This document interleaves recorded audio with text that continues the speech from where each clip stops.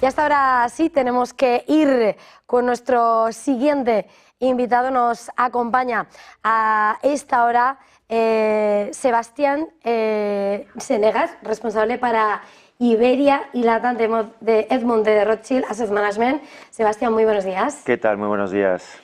Lo primero quería preguntarte una fotografía, como ves en el mercado, en medio de tantas idas y venidas y de lo que ahora parece la inclinación de Donald Trump a negociar y sobre todo esa desescalada con China. No sé si fotografía, porque me parece que es más bien una película, no sé si de horror o pero claramente de aventuras. A ver, la foto ahora mismo, si lo miramos, no es tan mala. Tenemos incluso algunos mercados, los europeos, que como bien se sabe en España, porque el IBEX está claramente muy positivo en el año, pero en general en Europa está más o menos sin pérdidas ni ganancias desde el inicio de año.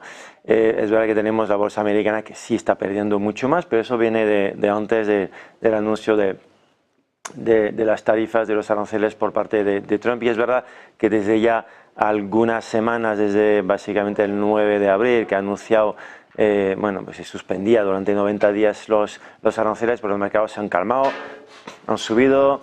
Es verdad que vuelven a bajar cuando Trump empieza a hablar de Powell, por ejemplo, de la Fed, y luego cuando dice su contrario, pues otra vez vuelven a subir, porque es difícil de seguir, la verdad, pero por eso creo que más que una fotografía hay que ver la película entera.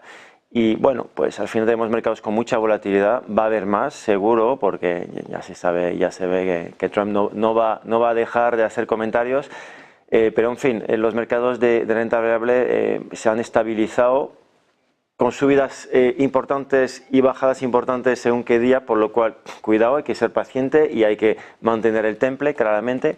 Con mercados de renta fija que también se han movido, pero dependiendo también de las zonas, no tanto, el riesgo no ha subido tanto en los mercados de renta fija. Es verdad que los tipos en Estados Unidos siguen a niveles muy elevados, el 10 años Estados Unidos que está en 4.30, 4.40, y con una diferencia con Europa que se ha ampliado por culpa de todos estos anuncios y toda esta volatilidad que hemos tenido en los mercados y eso. Y luego el euro que se está fortaleciendo también contra el dólar, que por cierto es uno de los objetivos de la administración de Trump, es debilitar el dólar, ¿no?, para mejorar un poco los precios o la competitividad, para así decirlo, de las empresas americanas. Eso sí que está pasando.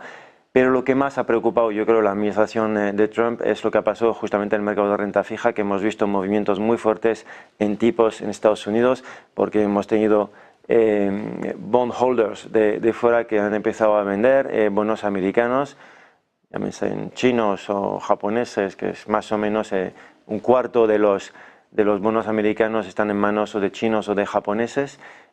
Casi el otro 3/4 está en manos de americanos, y eso ha provocado movimientos muy importantes que creo que es lo que, más que todo, es lo que ha hecho cambiar un poco Trump de dirección y de rumbo en cuanto a las tarifas. Algunos decían que hacía todo para negociar, pero la verdad es que ha hecho demasiado, yo creo, para empezar a negociar, pero parece que las negociaciones están empezando y se han calmado, se ha estabilizado todo, pero cuidado que va a haber más volatilidad, porque, bueno, lo comentabas antes tú, anuncios y frases así un poco incendiarias va a haber y más en los próximos meses. Decías que no hay fotografía, que hay película, pero esa película se va escribiendo capítulo a capítulo. Y ayer veíamos como el libro Base de la Fed, lo digo porque todas las miradas están puestas, ¿no?, sobre todo en medio de la escalada comercial, temores de recesión, mirando las dos grandes economías, y el libro Base que salía con el análisis hasta el 14 de abril, o sea, que comenzaba ya a registrar todo, la entrada arancelaria en vigor, al menos del 10% de base, vehículos y aluminio y acero. Dice que de momento se mantiene, pero que comienza a verse primero en el ánimo de los empresarios, lo de esperar y ver a la hora de contratar, y que también en el mercado laboral se sienten cosas, aunque hay mucho de lo gubernamental. No sé cómo, desde Edmond de Rothschild, cómo estáis viendo esas expectativas en torno a la macro, mirando a la primera economía del mundo y lo que puede ser el resto de la afección, porque el FMI ya ha publicado que viene golpe. Sí, a ver, es está claro que todavía no se ve el impacto de los aranceles. Y a lo mejor nunca se van a ver si al final las negociaciones salen mejor de lo previsto. Ya veremos. Pero va a haber un impacto, eso está claro. Y el impacto va a ser mayor en Estados Unidos. Y por eso, lo comentabas tú antes, lo que dijo Xi Jinping, que nadie gana con estos aranceles. Está claro, es un juego de lose-lose, como se dice en inglés, que nadie gana. Estados Unidos estaba creciendo a incluso más del 3% en algún momento, 2,8%. Las previsiones es que baje el crecimiento a menos de 2, puede ser 1,7, 1,8, incluso menos, ya veremos. Esas son las expectativas actuales y se debe en gran parte a estas medidas arancelarias, por lo cual ya veremos si al final mejoran. Pero está claro que va a haber un golpe. Hasta recesión en Estados Unidos, desde el mundo Rothschild, no lo creemos, porque la economía sigue siendo fuerte, sigue mostrando señales de fortaleza en todos casos, ¿vale? Por lo cual no creemos que va a llegar a una recesión. En Europa está claro que también el impacto, va a haber un impacto, pero bastante menor, depende de los países. Irlanda, por ejemplo, que tiene mucha parte de sus exportaciones por el sector farmacéutico, por ejemplo, a Estados Unidos podría tener un impacto. Países como España o Francia menos seguramente, Alemania un poco más con el sector automovilístico, está claro, pero el impacto va a ser bastante menor. Además tenemos, ya que hablabas de la FED, tenemos un Banco Central Europeo que tiene la vía muy despejada para seguir bajando tipo, que no es el caso de la FED, por lo cual la FED a lo mejor no puede actuar tanto, el Banco Central Europeo sí que puede actuar. Y en cuanto a China, porque no nos olvidemos que ahí sí tenemos tres zonas económicas más importantes, ¿no? Estados Unidos, la Unión Europea y China, por supuesto. Entonces China está claro que se va a ver impactada porque al final es la zona con más tarifas y de lejos no se van a quedar en el 145% o en el, ya no se sabe ni son 145, 140, 50, son cifras tan abrumadoras. Bueno, de hecho Pekín dijo que a partir de 125 decía que era de chiste para los libros sí, y creo que bastante menos. Decía que podría ser de lo máximo bajar al 50%. Bueno, pues ya veremos, pero bueno, que sí va a haber un impacto, pero es verdad que China también tiene una posibilidad que a lo mejor no tienen otros países de estimular su economía. Ya se sabe que es una economía más intervenida, ¿no? que nuestras economías, y en este caso a lo mejor puede ser una ventaja, y el gobierno chino tiene herramientas para poder estimular su economía. Además, es verdad que sus exportaciones a Estados Unidos habían bajado en 2024 a una cifra, un bajo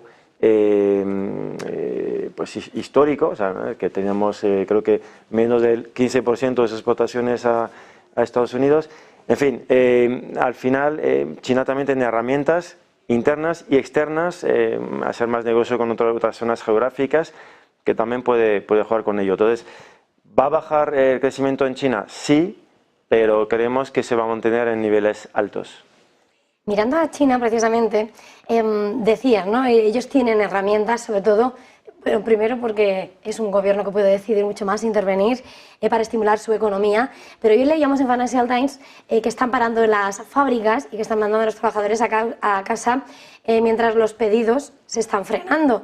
Porque, claro, de momento las reglas no están claras.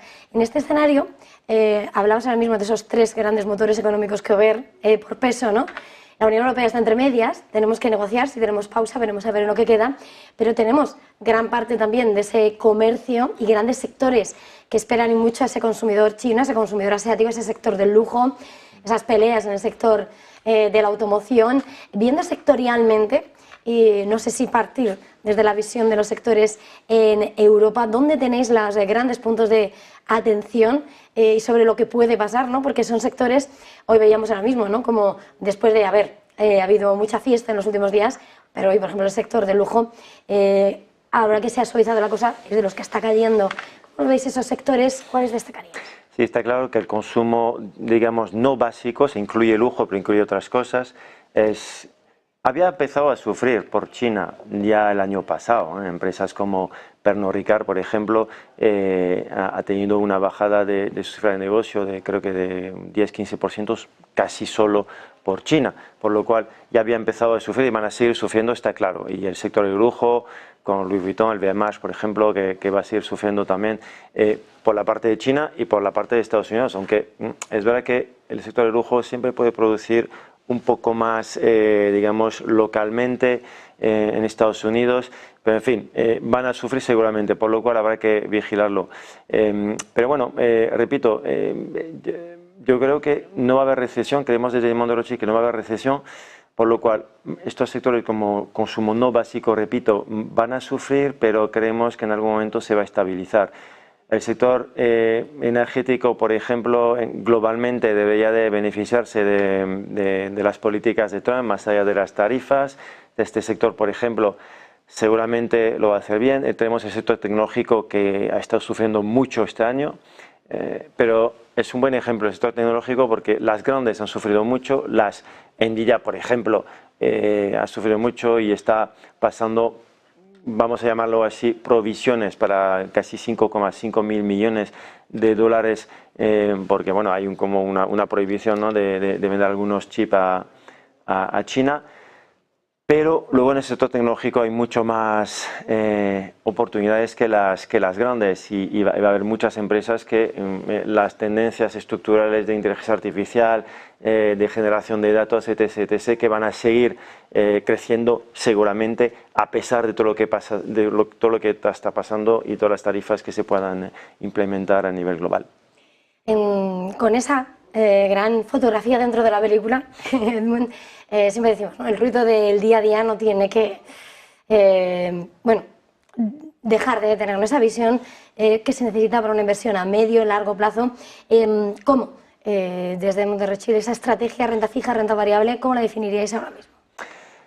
Bueno, hay que tener, lo que te decía, paciencia, temple y sobre todo no vender en el peor momento, que lamentablemente se ve muchas veces porque, bueno, queremos dormir bien anoche y es nuestro dinero y a veces estamos un poco ahí empujados, ¿no?, a vender y seguramente lo hagamos en el peor momento.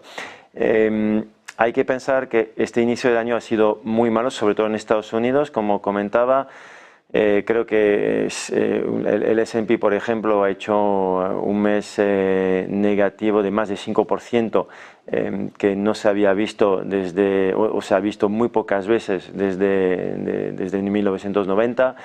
Tenemos las 15 primeras semanas del año, hemos tenido 11 semanas negativas en el S&P, que eso no se había visto incluso en 2008 para la gran crisis financiera, ni en 2022, que han sido años muy malos para el mercado de equity, por lo cual mi mensaje o el mensaje que tenemos es que ha bajado bastante, ha vuelto a subir, vamos a tener volatilidad, pero ya estamos a niveles o a lo mejor en momentos que podemos incluso pensar que puede ser un buen momento para volver a entrar, siempre con pauta, siempre construyendo una cartera poco a poco, porque nunca se sabe cuál es ni el mejor ni el peor momento, por cierto, para entrar o para salir. Pero poco a poco, al menos creemos que es un momento que ha demostrado estabilidad, se está estabilizando y ya lo hemos comentado.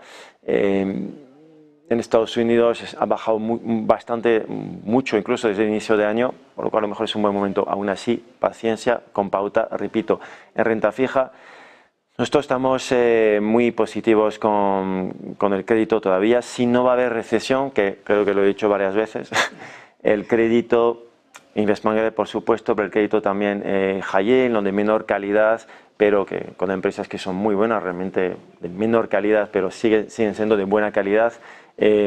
Seguramente pues eso, son empresas que van a pagar sus bonos simplemente, van a pagar sus cupones y sus bonos y sus intereses, y deberíamos de tener ahí también oportunidades porque las rentabilidades o las expectativas de rentabilidades han subido bastante desde inicio de año. Por lo cual, en crédito podemos confiar, si no tenemos recesión, que sigue habiendo ahí incluso más oportunidades porque las rentabilidades esperadas son mejores. En renta variable, Estados Unidos ha bajado, por lo cual a lo mejor puede ser una oportunidad.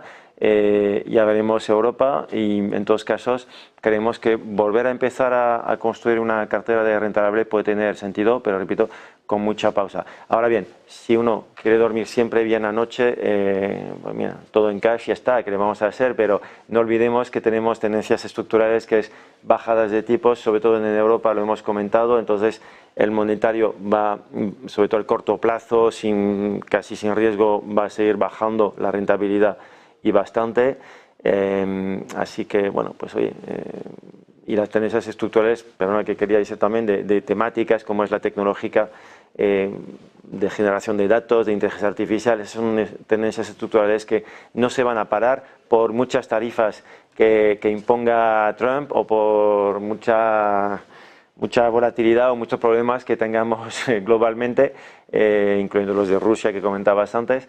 Estas tendencias van a seguir, por lo cual invertir a largo plazo siempre es bueno y en estas temáticas, en estas tendencias estructurales siempre es bueno. Sebastián Senegas de Edmundo Rothschild Asset Management, ha sido un verdadero placer una vez más. Gracias, buen día, buen negocio. Igualmente, hasta luego. Hacemos una pausa y enseguida volvemos.